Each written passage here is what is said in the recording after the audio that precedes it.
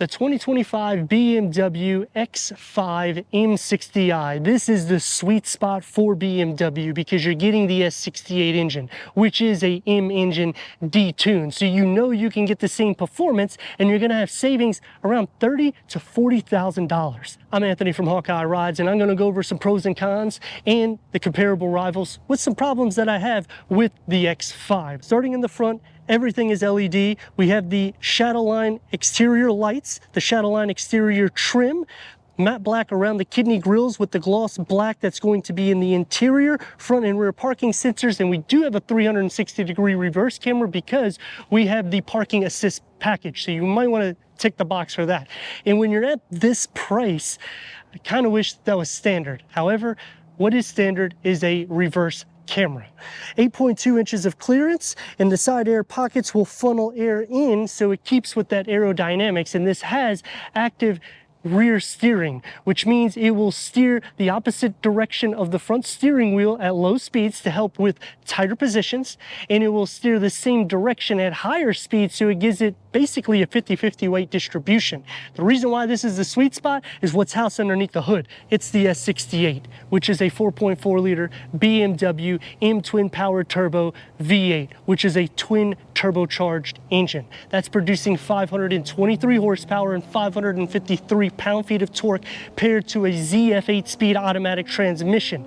Reaching 60, BMW quotes at 4.2 seconds at top speed at 130 to 155 miles per hour, achieving 17 mpgs for the city, 22 mpgs for the highway. And when you're putting all these specs together, you're getting a sports car lifted up into an SUV, set with 22-inch jet black alloy wheels, red brake calipers with the M badging.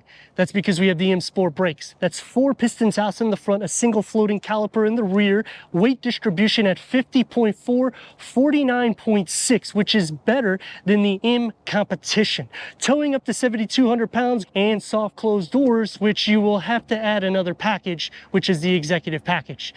Yet again, a few of these features I feel should be standard because of the pricing that you're at. Going into competition, the SQ8, 500 horsepower, 0 to 60 is about 0.2 seconds quicker than this. But then you have to realize this is the S68, which is a M engine. So you can get 617 horsepower or a 0 to 60 in 3.7 seconds, which is near a Lamborghini Urus in the speed. So now when you're thinking this is just a touch over $100,000, Lamborghini Urus, you're talking $300,000+. You could buy yourself one, your family member one, your child one, in which no vehicle does this anymore. Typically what happens when you go into that middle trim, it's not going to be the same exact engine. BMW gives it to you. So it's kind of weird why you wouldn't tune it and get all that performance. Standard LED taillights, the lower gets the quad exhaust tips. It's not going to be as aggressive as the M competition, but then I'm not expecting it to be because I'm also getting $30,000 to $40,000 of saving. Power liftgate going into 33.9 cubic feet of storage. Underneath this floor, you get a spare tire, bag holders on both sides, 12-volt charger, LED interior lights, and to split fold the rear bench, you do have to go into the back, and it'll split at a 60-40 split or a 40-20-40 split, and that will maximize cargo to 72.3 cubic feet. But this is the S68. We need to go inside and start it up so you can hear that exhaust note.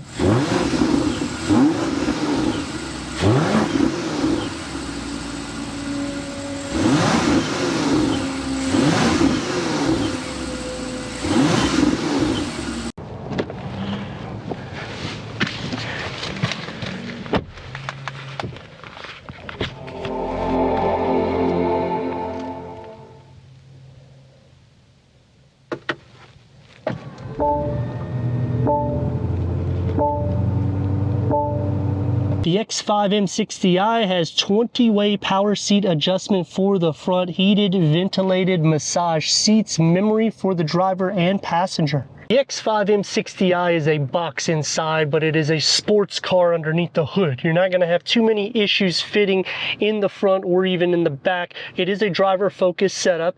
M badging with the ambient lighting, carbon fiber inlays, Bauer & Wilkins upgraded sound system, heads-up display, We get the upgraded headliner, auto dimming rear view mirror. The executive package adds the pano moonroof that gets the Sky Lounge, which has LED interior lighting that will match the ambient lighting with gesture control and glass controls.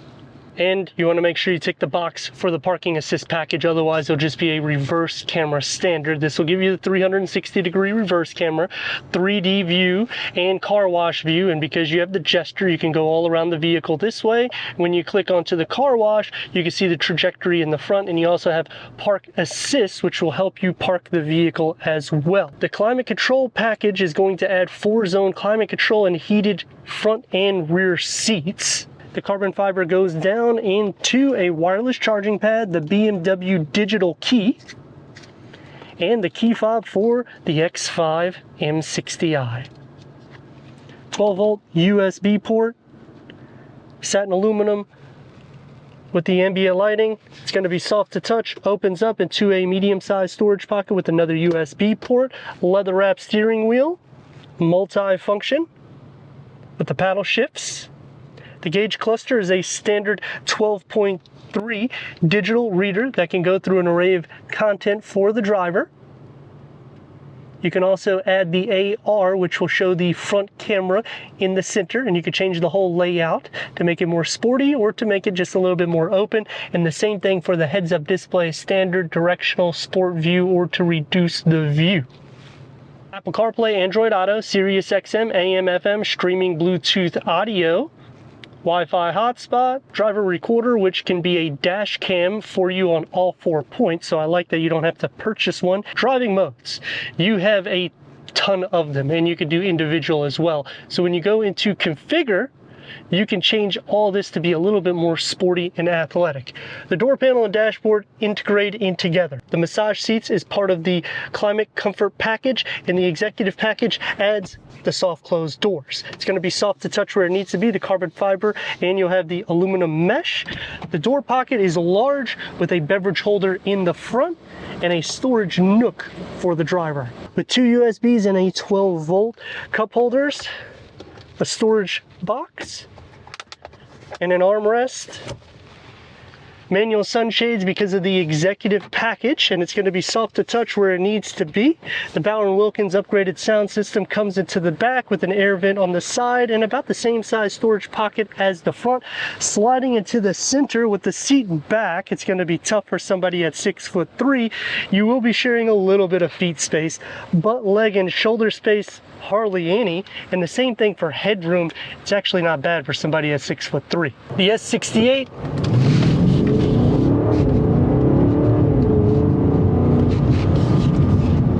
is a beast. Twin turbo V8, 523 horsepower, 553 pound-feet of torque. The exhaust note filters in, the sound deadening is awesome. You have comfortable seats, massage seats. This is spec'd the way the m60i should be standard, which unfortunately it's going to take me just pros and cons. Starting off with the pros is you're getting an detuned engine. So for a few $100, maybe even $1,000 or so, you can get more power out of this engine and you can get a huge savings. Plus the interior itself, when you get all of these specs, make it what it is. On the con, you do have to spec quite a bit of features. You have to spec the massage seats, the soft closed doors, the 360-degree reverse camera. I mean, these features should start coming standard. The same thing for the Sky Lounge, that pano moonroof to get the LED interior lighting that will just be surrounded for the moonroof. That should be something that goes onto the m60i. I get it, we're getting rear active steering, plus we're getting air suspension in that magnificent engine. I mean, listen to this thing go.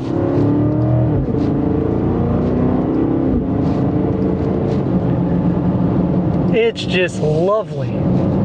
But then I'm missing things like the AR, which shows the camera in the front for the gauge cluster. And then you're not getting the upgraded cruise control where you don't have to be as engaged for 0.2 to 0.3 miles. There's just a lot of features that you have to start ticking the box for. Now, the pro to them is they do have packages that will combine most of these features together, so you don't have to a la carte it one by one. But with the M60i, it's hard to see a lot of negatives because you're getting such a great value considering the M competition is now around $30,000 to $40,000 more than the M60i. Now, going against competition like the Audi SQ8, a couple tenths of a second, like I was saying on the exterior, is not going to make and break you. Plus, this is a little bit less in price on the MSRP. Now, once you start featuring it up, it will be right about the same, but then this is an M engine. So you know you can tune it and it will be just as fast as the RS Q8 because you'll get that 3.7. That's what BMW quotes the M competition. And then when you're thinking about the new Range Rover Sport SV, it's a BMW sourced engine. Going against Mercedes, this goes against the 63 because you can tune this engine. If you leave it as is, it's faster than the 53 variant. So hands down, it is just a great value altogether. But then the problem that I have with it is some of the technology. They do have, I hate to say it, but some quirks. When you are using this infotainment screen, you have to use multiple pages in order to actually get where you need for the climate control or for any of your settings. So for a day in and day out use, you will be looking off the road onto this enlarged screen. The good thing is it's not so much in your face, so you can kind of forget about it. And because we have gesture control, which is an upgrade, you can use some of those gesture capabilities to configure the infotainment screen. But with all specs aside, it's the drive that makes the M60. And you're going to enjoy it every time you mash the gas pedal. Plus the dynamics being a near 50-50 weight distribution. I know it's a roundabout, and sometimes I get it saying, oh, he knows it's a roundabout. It's to show you that you can corner with this vehicle.